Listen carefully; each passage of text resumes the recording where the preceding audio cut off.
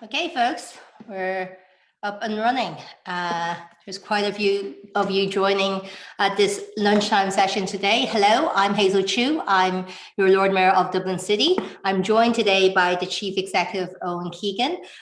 Just a bit of housekeeping. So we're doing these sessions, it was very obvious by, I think, announcement there that we won't be opening back up for a while.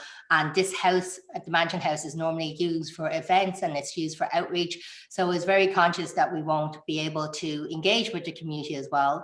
And I, in role, wouldn't be able to go out as well to people to chat to people, to engage. So this is a way that we call off here in the office to chat to people, to see what your concerns are, but also to have show you what we're doing in the council and talk to you about what's happening in the council, because I've had quite a few people who tell me, well, they don't really know how the council works. They don't really know who's behind it. So we figured this is a good way to show you some of the people behind it, talk about the issues of the city, talk about what we're doing, and what better way to kick it off than have the Chief Executive, the man himself, here today. Welcome, Owen. Thank you, Robert. Well, we're going to kick off with you in 1 minute. We just want to tell all the guests joining us that there will be Q&As open. You can see in the bottom of your screen the Q&A box. Put your questions into that and we will try to answer it. If we can't get to it, we will send us an email at lordmayor@dublincity.ie and we'll get to it then. But we will try to answer as many as possible. There is quite a number of people on right now. There's 138 and climbing. So if we can't get to everyone, don't worry, we will come back to you. And also this session is being recorded. So the guests that are on screen, myself and Owen Keegan, will be recorded with the conversation. No one else appears on screen, so your faces, nothing will be recorded there, just so everyone knows. Okay, we are going to go live now with Owen. Owen, welcome to our first of what I call Chew and Chats. So I hope you like the title. Well, I wanted to kind of kick off with a bit about you. I know a lot of people see you in the media, see you kind of as the chief of the council. Like, I guess a bit about you yourself and what that role is and how you got there. Okay, myself, I was appointed chief executive in October 2013. Appointments to chief executive position in local authority are by open competition conducted by the Public Appointment Service. Prior to that, I'd been chief executive at Down County Council, and prior to that, I'd been an assistant chief executive and director of traffic in the City Council. And then before that, I have worked in what was then the Department of the Environment for about 15, 20 years. I worked in the Department of Finance. I worked for about 8 years in Davy Stockbrokers, and I had a short period, less than a year, as a research fellow in the SRI. Okay, so quite a varied career, and you've been in the City Council now for how long? Well, this is my 8th year now. My 7 years was up, I think, last October, so I'm in my 8th year. And then there would have been about 12 years before that, immediately before I was chief executive of Down County Council. Okay, so quite a bit of time at this stage. And I guess what we've noticed this year, and especially through the correspondence in this office, is it's a really difficult, it's beyond difficult. It's a really tiring, exhausting, challenging, and awful time for everyone this year with COVID. How have you found from managing your teams and how the City Council has been running? What has been going well? What are areas, excuse me, apologies, what are areas that you think have done well? What do you think that there are gaps on? Well, look, I first of all, I think everybody is finding it very difficult in a COVID environment. But I think my own view is I'm very satisfied and very pleased with the way City Council staff have responded. I mean, the City Council isn't the quickest kind of moving organisation. So in a short period of time, we had to change the whole way of working. And that meant that about 90% of our office-based staff had to be set up to work from home. And we had to, services that were traditionally delivered at counters, we had to ensure that those services could be delivered, online, over the phone, whatever. In fairness to most of our outdoor staff, after an initial week or two, they were more or less all back in work. So, we took a view that a lot of our outdoor services, whether it's providing water, wastewater services as an agent for Irish Water, street cleansing, even the parks, that it was really important that we maintain those services. So all our outdoor staff, more or less were back working, but that involved an awful lot of changes to comply with COVID protocols. It meant changing, staggering start times and finish times, denying people access to canteens, making people work in pods. So a lot of changes in the way the outdoor staff were required to work. It demanded a lot of flexibility. And I have to say, our staff were magnificent, and there were no issues. They just cooperated and have continued to cooperate fully. I'd also say that in relation to our emergency services, COVID posed unique challenges for the fire brigade, particularly at the early stages when we wouldn't have, have the full, awareness of the importance of full PPE. So having to respond to a lot of ambulance calls where there was a high probability the individual had COVID, that posed serious challenges for us. But again, I think our fire brigade staff responded very, very well. So overall, we've had a few hundred cases, and we've had, up to about 10% of our staff over the last year have been out, either because they got COVID themselves or more generally because they were related to people there, or they were out on sort of a protective kind of quarantine. But notwithstanding that, we have maintained, I think, the vast majority of our services, and I'm very happy, and I think it reflects very well on the council staff that they've been able to do that. This is the thing I found, that it was that there were a lot of people that just went to work and continued on with the city, like everyone from maintenance to parks. And I guess like there are special shout outs across the board that staff needs to be acknowledged and show how great a job they did. But there were also, I guess, at the end of the day, some gaps as well that we can do better. What are the things that you see going out of COVID that we should do better? This is very informal, by the way. Yeah. It's not committing you to anything. So. No, look, I probably should have mentioned one of the areas that I was particularly pleased with was our response in terms of maintaining homeless services, because we did have to maintain counter services for homeless, but also we had to respond in a very short period of time and implement COVID protocols in all our emergency accommodation while working with our voluntary agencies who run these.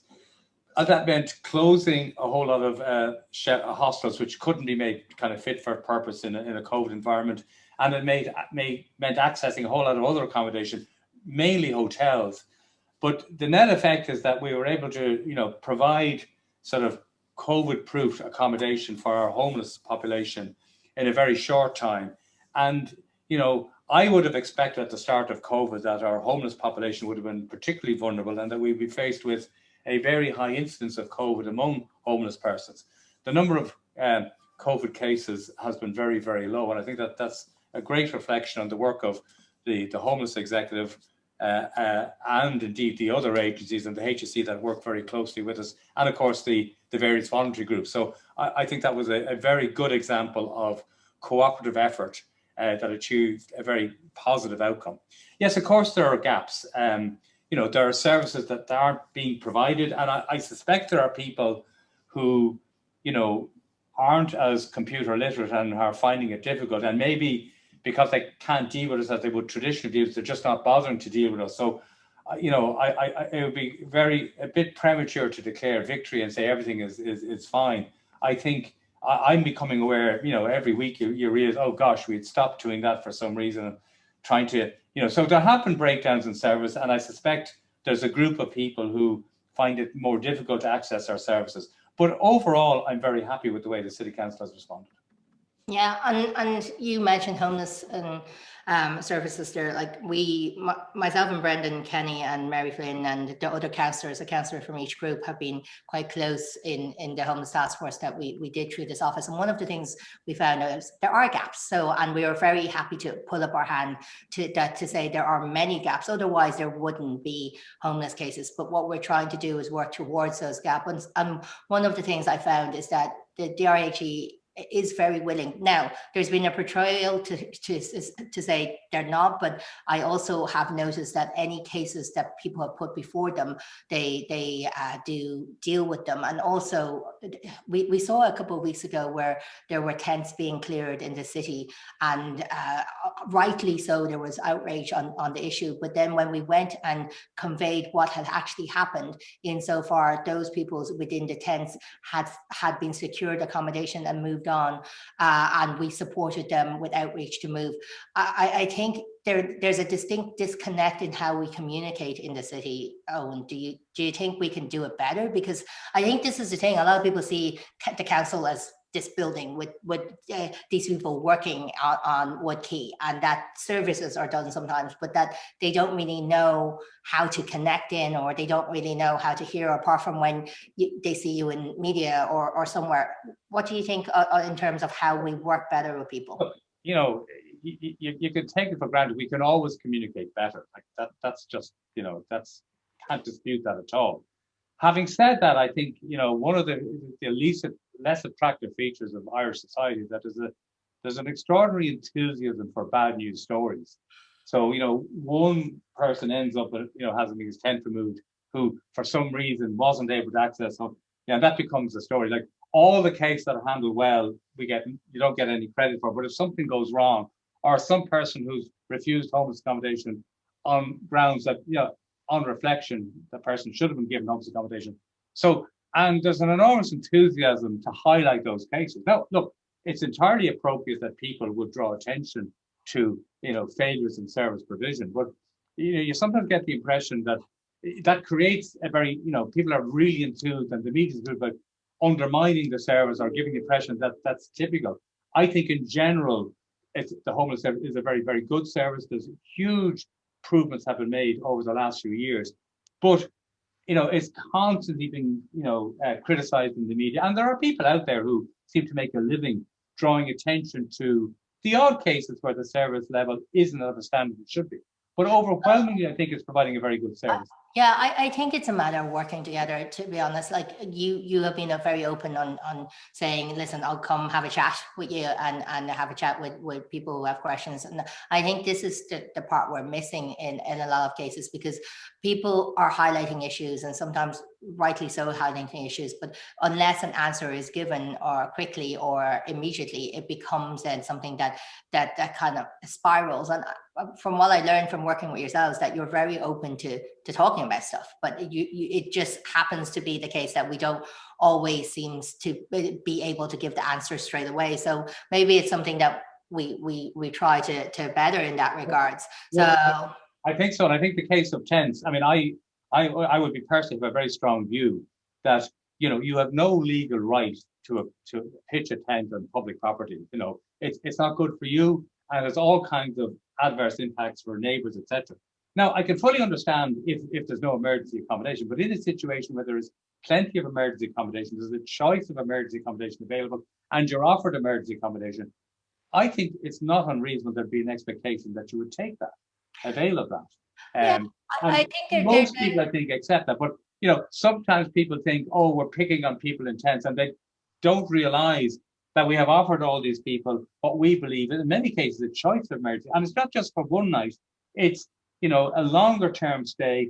And that is the entry into accessing services, which is the key to getting these people into permanent accommodation. So I don't have any issue with our policy on tents. Yes, we probably needed to explain, because people rushed to judgment and assumed, we were just evicting people without any regard to their well-being, and that was not the case. I think part of it is also, like myself, Brendan, and Mary, and as I said, the other councillors, there's been quite a few involved, Anthony Flynn, Di Doolan, John Horner. Like there's a lot of people who are trying to make sure that people just work together. And there are things like in terms of just even the emergency services, we need more wraparound service. We have a very good chair of the Housing SPC, Alison Gilliland, who identified that key workers were essential when we try to support homelessness, but ultimately housing. So we need to build more housing, and this is why there was conversations yesterday on housing symposium and how we're building. So where do you see Dublin in the future when it comes to housing and public housing, and where do you see the landscape so on how we plan stuff, because the city development plan is now on the way and we're asked for consultation from everyone. Like where do you see kind of Dublin looking in 1 year to 5 years down the road? Well, I absolutely agree with you. The provision of housing of all types is a huge priority and a huge challenge for the city. And it's been compounded by the fact now, just when it looked as if housing supply might have been reaching the kind of levels that we need, the housing industry now has been closed down for a substantial period of last year. Now, again, it's closed down. So, when things open up, I mean, I'm not really looking forward, because I think there's, there'll be a totally inadequate supply. There are significant challenges. I mean, the base of public policy or housing provision policy in the city generally is to, insist on much higher density. But the reality is that high density is not particularly popular with existing residents, and that comes up again and again. So there's this constant, I mean, everybody agrees at kind of a principle level that we need to have much higher density. We can't have, the traditional kind of suburban estates. That pattern isn't appropriate. It represents an inefficient use of land, and it doesn't respond adequately to the fact that household sizes are much smaller. At the same time, the existing settled population, are not particularly enthusiastic about higher density developments. And I think there's also an issue that an awful lot of potential purchasers aren't really enamored about living in apartments, mainly because of the failures by that sector to deliver a quality product. And, it's what happens here is, special purpose companies are set up, they build a product, they sell it, and then they liquidate and they're gone. So we've been left holding the can for a number of these developments. And there's been a long-term, I think, reaction to that. People saying, look, it's, given building standards and the standards that apply or historically applied here, people are just, I think, wary. So that's another factor. We have a particular challenge then in terms of social housing. So it's been slow. Our program is up and running, but it's been too slow to get it up and running, and the numbers on the housing list are very high. Then there's a group of people who don't really qualify for social housing supports, but clearly at current housing price levels cannot reasonably be expected to house themselves. So that's another huge challenge. So there are major challenges in addressing housing need and boosting. I think this is the problem. We always say housing, and we think it's a one size fits all, but it never is. And this is why every site needs a good tenure mix of public and affordable, and cost rental. And I'm hoping that in future, that's what we're going to be looking at. And like, I know from, again, talking to Brendan yourself, there is an eagerness of wanting to move into a space that we will build. Currently everything is at a standstill, as you said, but that there will be building. I see lots of questions coming in, so I'm going to build it into the chat on how, so like one of the things we talked about kind of Dublin in the future, one of the issues people have raised there is like, what about outdoor space? Because you have a lot of people who need the outdoor space more now, who needs more kids going out to play, or if you're individuals, just being able to go somewhere for a break, a peace of mind. And also in terms of markets and outdoor markets, and there's a lack of space. How do you envisage the next kind of development plan, and how we zone things, and how we try to facilitate more outdoor facilities and also have market spaces? Well, I think there's been as a consequence of COVID, a far greater recognition of the importance of the public domain, public parks. So it is really, I think, made the case. I mean, some people were always convinced, but I think it's really reinforced the need for proper recreation spaces. And to the extent that, we have, considerable influence over the public domain, we have been building new parks. The first time we've done it, we built Weaver Park. We have another park under construction, Bridgewood Street. So, we see the need to develop more parks, but particularly to develop more of these pocket parks around the city. So I think the development plan will give an opportunity to articulate how we can respond to that really important need of providing better quality recreation space. It doesn't have to be vast areas of space, but I think we need to provide more spaces. And then there's the question of how these spaces can be properly animated and can they be accessed by sustainable modes of travel. So there's a real challenge there. I think it's something the council is very keen to do. And I think the development plan will set new policies to try and give effect to that or guide the implementation of that. Okay. And this is going back to one of the questioner's points. And when we look at development plan and outdoor play spaces facilities, when then we look at specifics, because that's the overall strategy of planning. When we look at specifics, I know at Christmas we worked with the traders to make sure there was Christmas trading, and I have to thank your team for helping, and also the Traders Association, because it was something that the HSE had said to us we can't do, and then we tried to find workarounds and we were able to get some, but it was not enough. But then it was something that we just tried to facilitate, and because we know how hard it is for people right now trading. What are your thoughts on markets, outdoor markets, flea market and night markets like?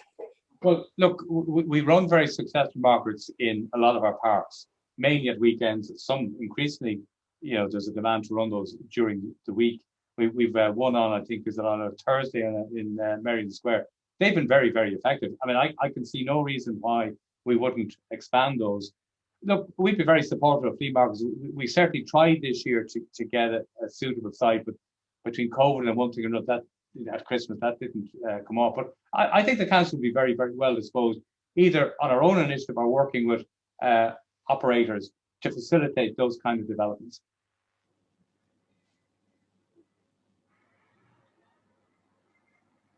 Sorry, mute button there. Okay, that's good to hear, because I think there needs to, be a different way of working. The general feedback on the Q&As is that there needs to be a different way of working. And again, I've said this time and time again, I loathe to say opportunity when we're going through a crisis and when there's so much debt, but there is a way of trying to reset a lot of things and drive forward something better. Talking of driving forward something better, then directly elected mayors and also council. I know you and I had this conversation about local government reform, about councillors.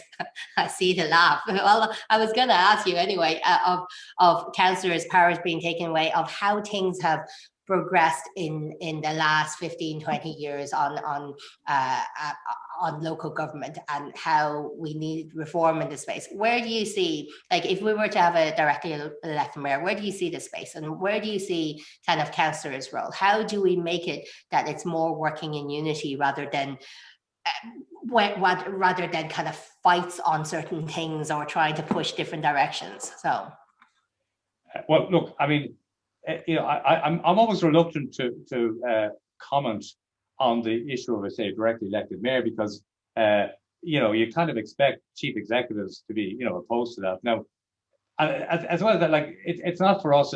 That's a political decision which will be made presumably by national government, and it's a matter for council staff to comply with whatever the organisation arrangements are put in place. I would say, however, I mean, I think a very convincing case can be made based on the experience in other jurisdictions for having powerful or a strong executive mayor. I mean, there are arguments against, but there are certainly, I'd acknowledge there are arguments for. But it seems to me if you're going to do it, you should at least give that person real powers, right? What I would not favour is changing the current system, which has certain advantages and certain disadvantages, for some kind of fudge, which is neither one thing nor the other. And I think there's always a danger that, the model that's certainly proposed sees councils retain all their powers, and it's really a directly elected chief executive is what's now being proposed, with sharing the current role of the chief executive. Whether that's sufficient, I'm not sure. And then it's particularly complicated. There's no decision in relation to Dublin, but I can't see any merit in having a directly elected or 4 directly elected mayors for different areas of Dublin. I think that dilutes the whole concept. I think you need a greater Dublin mayor. The headline that's going to come out of this is Owen Keegan gives up his job for directly elected mayor, or something along those lines. So I don't. Sorry, I didn't get that. I said, the headline coming out of that just now is Owen Keegan gives up his job or gives up powers to directly elected mayor. Sorry, what is actually, as I understand, being proposed is under the model that's being proposed, the powers of the councillors, which are very, as you know, are very extensive, are retained. There's no dilution of the council's powers. And what is being proposed is that some of the powers of the chief executive will now be exercised by a directly elected mayor. And the chief executive will become, I don't know, a director general or something. Now, I'll leave it to other people to judge the merits of that. It's a certainly uniquely Irish solution from what I can see. And I'm not sure it meets the aspirations people who want a strong, powerful elected mayor. So we'll have to wait and see. Yeah, I have a few more questions for you here. So I know we have a little bit of time left, so I just want to delve into, let's go through here. So, okay, some of them I'm not gonna, some of them are quite jokey. When is the new team being appointed for College Green Plaza? My understanding is that we'll be going shortly for a Part 8 planning approval for the plaza. I'm not sure what he means by what's meant by the new team. I guess it's when is it going to be in place, or when is, because there was a consultation and we got the reply, we got the results back. There was a non-statutory consultation. Of the options we put out, there was one clear preferred option, which I think is the option City Council would favour. So the revised proposals have been very well received. So I think the intention now is to shortly initiate a Part 8 planning process to get the necessary statutory approval and then to proceed with implementation. Okay, and your design vision for Dublin Metro, how would it be unique? Well, Dublin Metro is it's a government project, and I mean it does represent a very high capacity form of public transport. It's in the government program at the moment. It's being developed, I think, jointly by the NTA and TII. It'll make a huge difference, particularly in terms of access, particularly from the Swords alignment, airport alignment. So it will be a huge plus for the city. I suppose the only concern is, it looks as if it could be a very expensive project, and there will always be uncertainty about the capacity to fund expensive projects. But it'd be very good for the city and very good for the North County area. So if that project is implemented, I think it would be a huge plus. Yeah, and well, I guess for the person asking there, I guess they were looking for what you think your vision is, but you seem to think it's a good thing. So is there anything straight off that you can think of that you would advise doing, not doing right now? So, and this is asking you rather than the chief executive, I presume. Well, look, I mean, in the past, I might have been lukewarm on but I think at some stage that project has been on the cards for so long. We just better off building it. And that's it. I'll move on to something else. Like sometimes, if you keep on arguing with these projects, there's already been one version of that through, the planning process, and that was been abandoned, and now we have a slightly, a different version. So, I think that there can be a loss of credibility if projects remain, unimplemented for a long, long period of time. So I've come to the view of that project that we should implement it now, or take it off completely. And on balance, I think I'd be inclined to implement it now. Yeah. Okay, there's a question here from John saying, by the way, I won't say full names from anyone for GDPR processes, but John was asking how, in regards to, you touched on it there on directly elected mayors, but let's look at local government and local administration. How can it that we make sure that local government operates better, so that it's not just a retention of power, that there's more that's being done? Because there's a lot of white papers, there's the Barrington report, there's the local government strategic management initiatives. How do we make sure that going forward we put people first, that it's not just kind of these reports, and that a lot of them get actualized, but it doesn't translate perhaps into a benefit for people? How, if it was you back 8 years ago, what would you do better? Let's put it this way, to make sure that things get done in a better way. Well, I think there is a real issue about the degree of dependence on state funding. So we have a high of it, and we would get about 30%, 35, 38% revenue from rates, but we get 30 or 40% from state grants. So that gives, and the reality is that whoever pays the piper calls the tune. So for a lot of our programs, say housing construction, it's funded 100% by the state. So that it seems inevitable to me that, the central government is going to retain a very high degree of control. So to some extent, we end up being the executive agency of the state. So, our elected members may have a view, but the guys who are putting up the money have a different view. So that's a huge conflict. So the high dependence on state funding, and, it's led to a situation where there's almost micromanagement of local authorities by central government.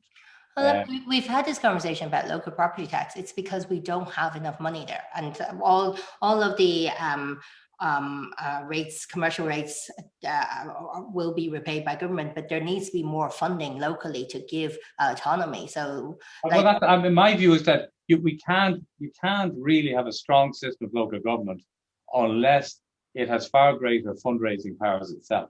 So therefore, it has responsibility as the capacity to raise funding. Now we have some funding raising capacity, and one of which is property tax. Although uniquely in the city council, our members have been unwilling to raise that ever since it was implemented.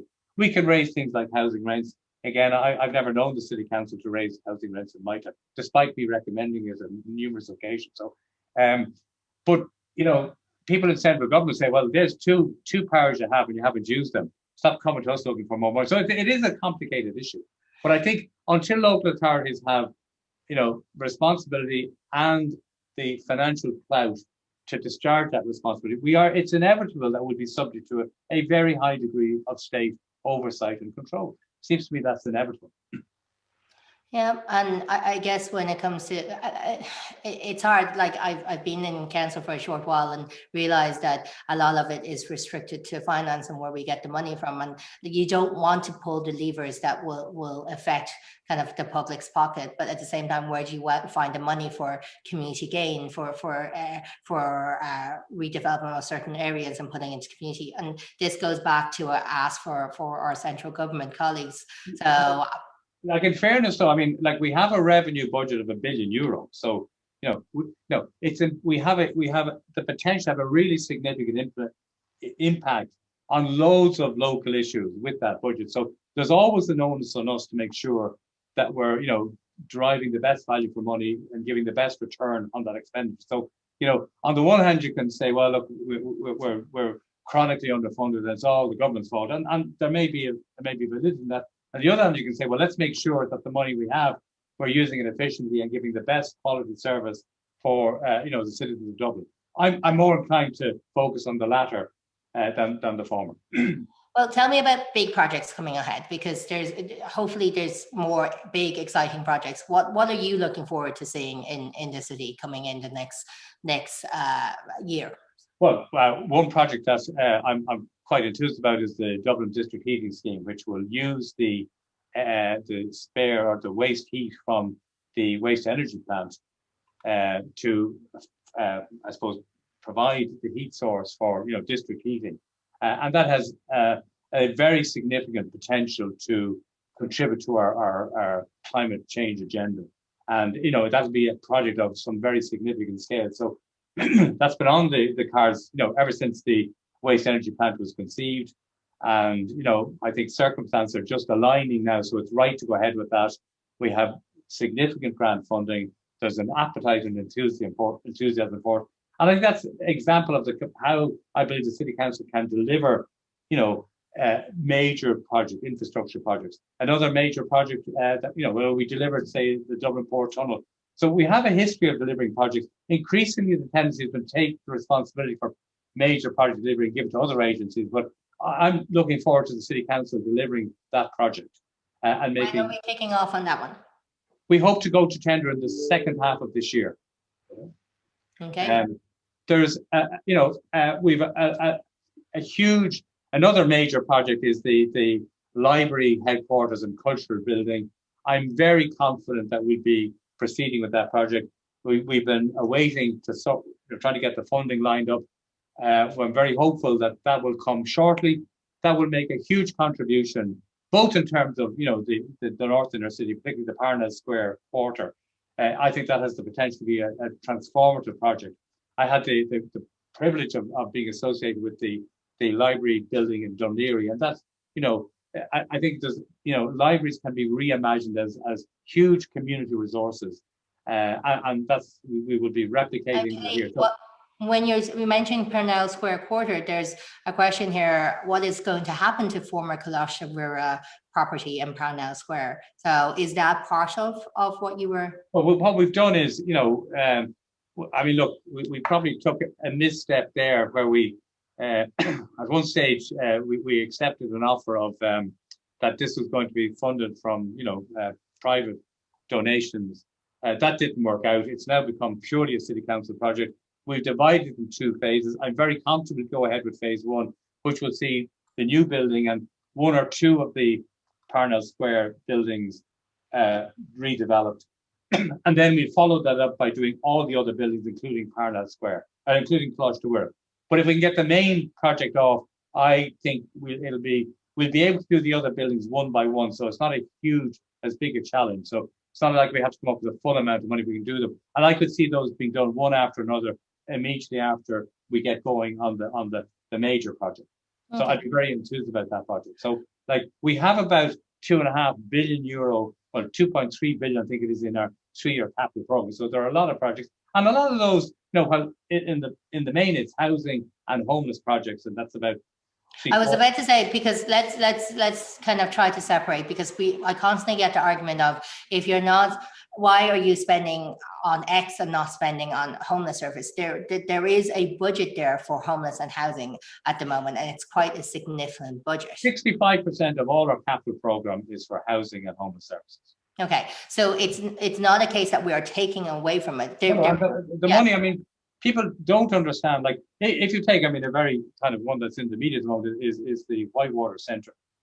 There'll be very little council money going into that. It'll be primarily funded by, we hope, by HazelChu money, and by, we hope, grants from the state in respect of the Swiftwater Rescue Facility, and if we're lucky, by sports capital program funding. So we would be a minority funder of that. Now, if that project doesn't go ahead, we don't get the money from HazelChu or the other funding stream. That collapse, that goes, we don't get that. So that's it. So we're actually going to delve more into that, because I was going to ask you, but I was also going to ask our guest in 2 weeks' time, Richard Shakespeare, the Deputy Chief Executive, who is looking after that project and delving into detail. I'm sure he'll love that. But he's a powerful advocate of that project.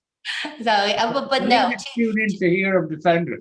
I'm sure he'll love me putting that on now the table. But to your point, we are going to be looking for funders. Now, I'm going to tell the audience now, there are going to be significant debate and discussion about this issue, as always is. But I think it's good to hear the Chief Executive explain the funding side. Like, you're talking to also a councillor who voted against this. So there needs to be scrutiny on these things. But I do want to I guess I want to address the point of the argument from people that says, if we don't put it on this, you're not building more housing. The plan is we need to build more housing as it is, and that there will be funding for that. And part of our discussions, definitely with my discussions with the minister, is that it's not just a money issue when it comes to housing. It's everything else when it comes to procurement, to development, to mix, tenure mix, and that's the issues we have to get over, and we have to get over quickly, because we do need to build. Look, I mean, everybody accepts the priority attached to housing,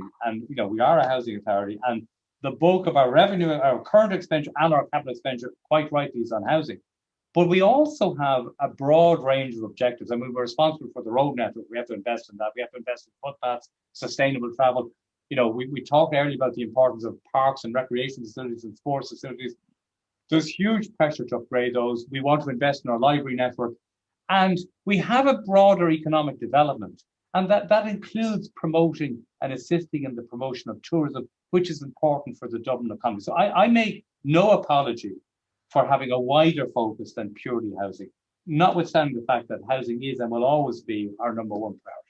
Yeah, I think we have our top priority, and then we need to have, and this comes back to ambition and will, because there's a lot, looking at some of the feedback from the city development plan and consultation process, there is a lot of ambition there from people. Like there's a lot of suggestions. I've seen people so engaged in what will happen at the city, and that's because right now our city is a bit of a donut. So there's a hole in the center that's left behind in terms of not having the office workers or tourists, and it's a good time for us to try to reform how the city center and also the periphery looks like.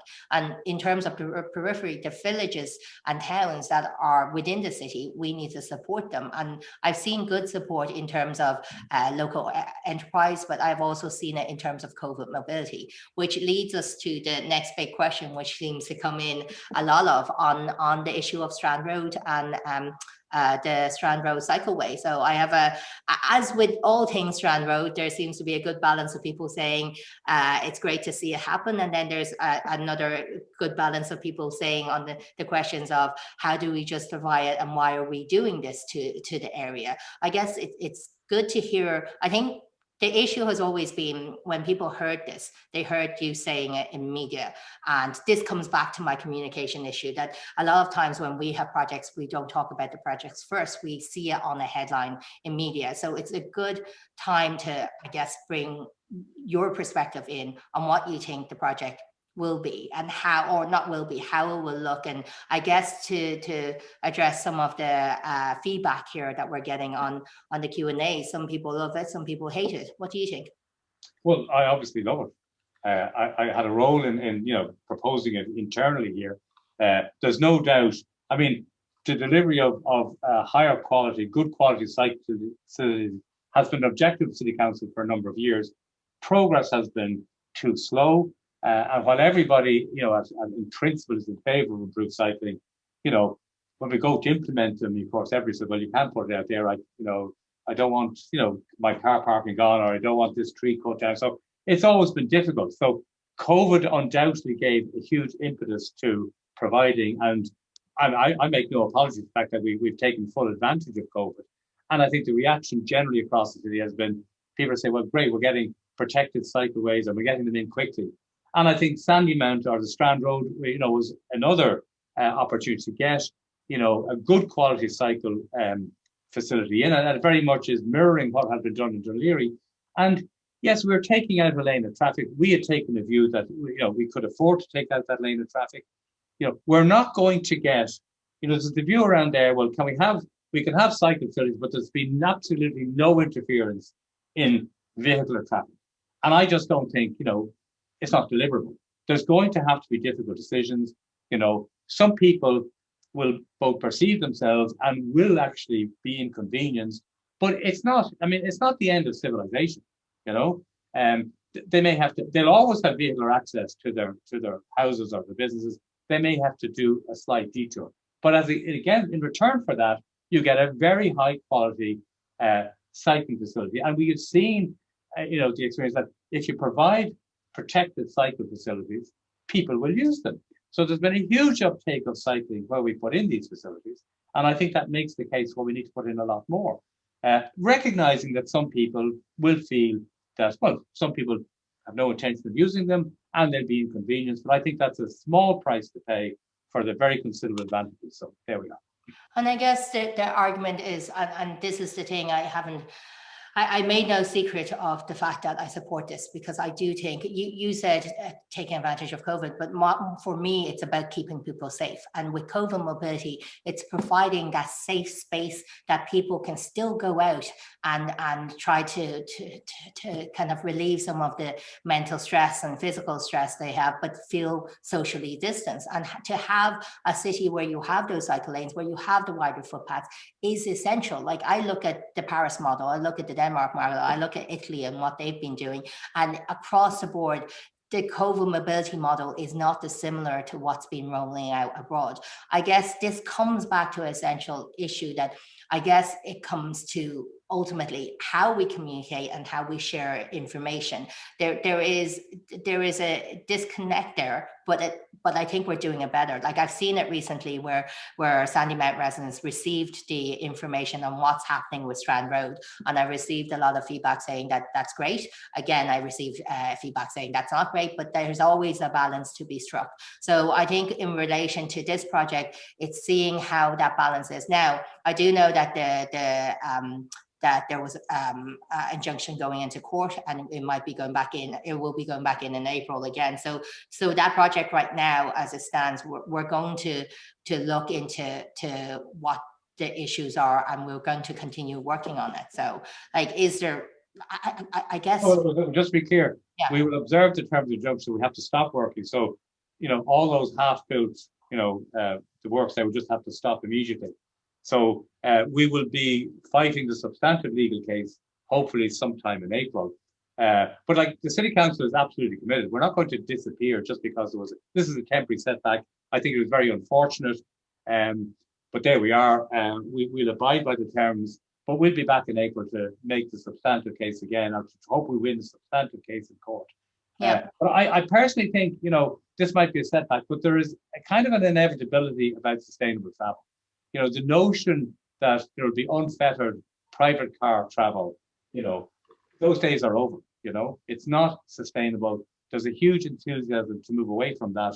People may not like it. They'll have to adjust to it.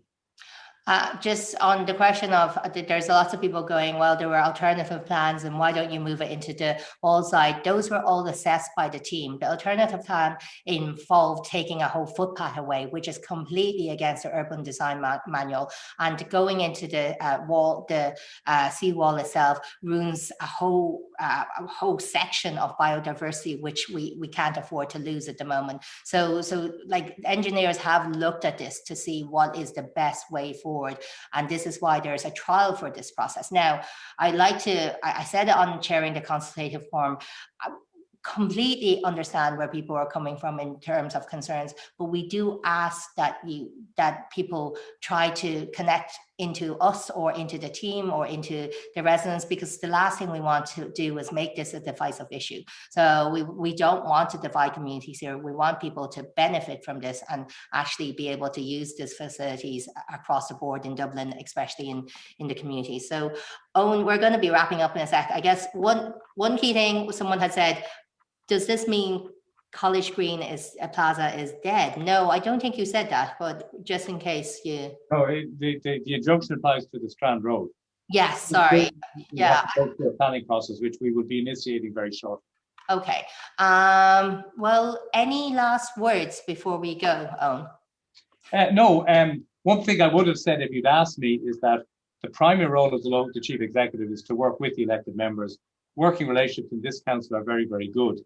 The appearance is given erroneously, I think, that the executive and the political members are always at loggerheads. That's not the case. There's a very high degree of consensus. I think generally we work very well together. We share the same objectives. There might be some differences at the margin, but I've always found up to the council, there's a tremendous mutual respect between the executive and the elected members, and a huge commitment on behalf of the executive to give effect to the policies that are determined by the elected members. Yeah. And this is the thing, it's a balance. Like I've found in my role working across the board with yourselves in DCC and the elected members has been the way forward for a lot of things. I'm very conscious that a lot of people see you and go, you're the chief executive and that's it. And that's the kind of professional persona. So in light of the fact that this is a very informal chat and people want to get to know you, tell me two things. One, what have you been not able to live without during the pandemic? And two, what is your favorite food? Well, I haven't been able to go canoeing because all the places I want to go canoeing are more than 5 kilometers away. So that's the first year in about 40 or 50, 45 years that I haven't been regularly canoeing in the winter. That's the thing I've most missed. I don't have any favorite food. Really? Yeah. No favorite food. Okay, so and that wraps us up with the chief executive. Thank you so much, Owen. And anyone who I haven't answered, I tried to answer as many of the questions. There were quite a few. If you can email lordmayor@dublincity.ie, we will try to get them answered for you. That's lordmayor@dublincity.ie. Next week, we have another session at 1 o'clock, and the Eventbrite link is up on Twitter and Facebook and Instagram. Again, lovely to chat to you, Owen, and lovely to have everyone here this week. So thanks a million, everyone. See you later. Bye, bye, bye, bye.